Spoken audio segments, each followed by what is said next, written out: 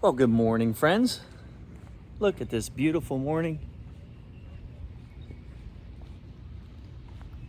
Isn't that gorgeous? Well, I have another funny story to share with you that I thought you would enjoy. Last night, I was all settled into bed, just starting to drift off to sleep. And if you know us, you know we have a cat named Stuart. All of a sudden, he decides he wants to throw up the dinner that he just ate. Let me just tell you something. For those of you who don't have a cat, nobody moves as quickly as a cat owner when they hear their cat about to throw up. I flew out of the bed, but I was too late. He had already thrown up on my nightstand, all over my phone. The bottom drawer of my nightstand was open. It, sorry to be gross, dripped down into the bottom drawer over all the contents in the drawer. It got into every little nook and cranny.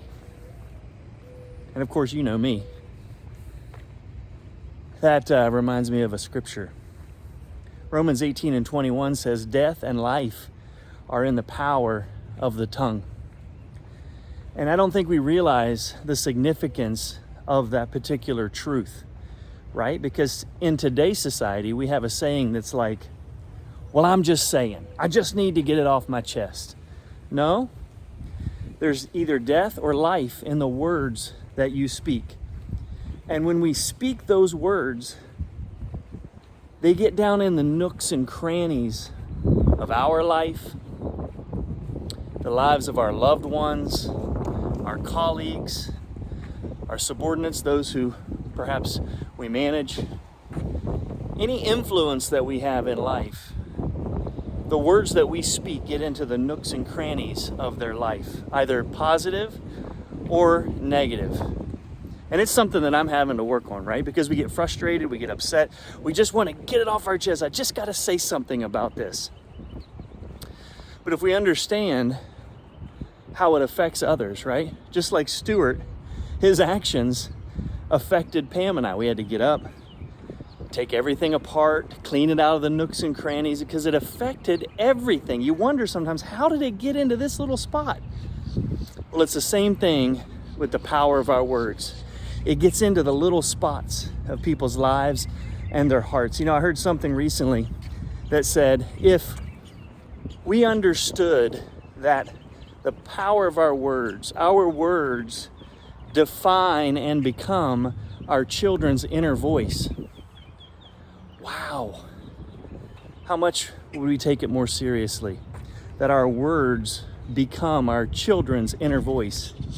It reminds me of a story that one minister shared where he was working on an engine with his buddy, and his buddy could not thread a nut onto a bolt to save his life.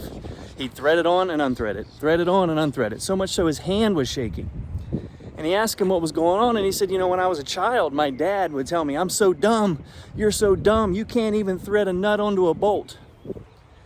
And those words, perhaps said in frustration, not justifying it, but maybe he had a reason to say it, but those words out of frustration or anger affected him even into his adulthood, where he did not have the confidence to thread a nut onto a bolt. Our words have power. And so I'm just encouraging you today, let's choose to use our words for good. Let's encourage somebody. Let's build them up. Let's speak life to them. Let's speak life to ourselves. Let's be more forgiving of ourselves. Speak life to yourself. Let's speak those words of affirmation. And I guarantee our lives and the lives of our loved ones and those around us will be that much better.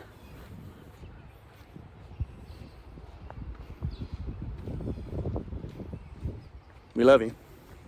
You're awesome. You can do it. God is on your side. You are an overcomer. Just speaking life to you. Enjoy your day.